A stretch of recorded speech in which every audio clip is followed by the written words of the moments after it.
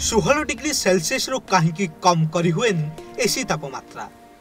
पूर्वरु थिला कम करिबार ऑप्शन, कम करिबारु हेउथिला एही सबु असुविधा। प्रचंड गरम रु त्राही पाइबा पई एबे प्राय घरे घरे एसी देखिया को मिलुछि। एसी रे आपनक सर्वनिम्न तापमात्रा 16 डिग्री सेल्सियस रु सर्वाधिक 30 डिग्री सेल्सियस पर्यंत तापमात्रा सेट करि परिबे। भारत रे अनेक राज्य रे अत्यधिक गरम होइथाय। या परे मध्य कंपनी किंबा आपनक घरे लागिथिबा एसी रे सर्वनिम्न तापमात्रा 16 डिग्री सेल्सियस रखितांती।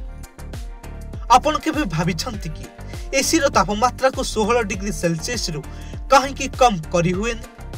16 डिग्री सेल्सियस तल को तापमात्रा कहीं जाई न थाए? यह पछरे एक बड़ कारण अछि। तेबे आसंतु जानिबा एपरि कहीं होई थाए।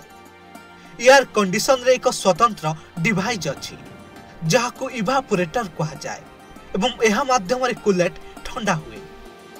यह ठंडा हेबा कारणरू एयर कंडीशन रु ठंडा पवन आसी थाए।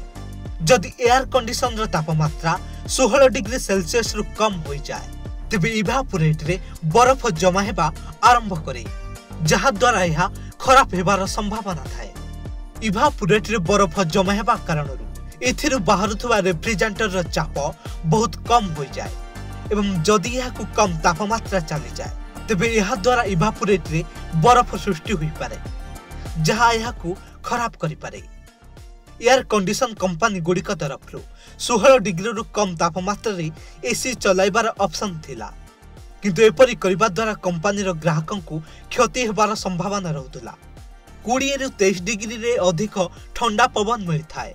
एही कारणरू एसी रो तापमात्रा 16 डिग्री रु कम तापमात्रा पाई ऑप्शन न थाए।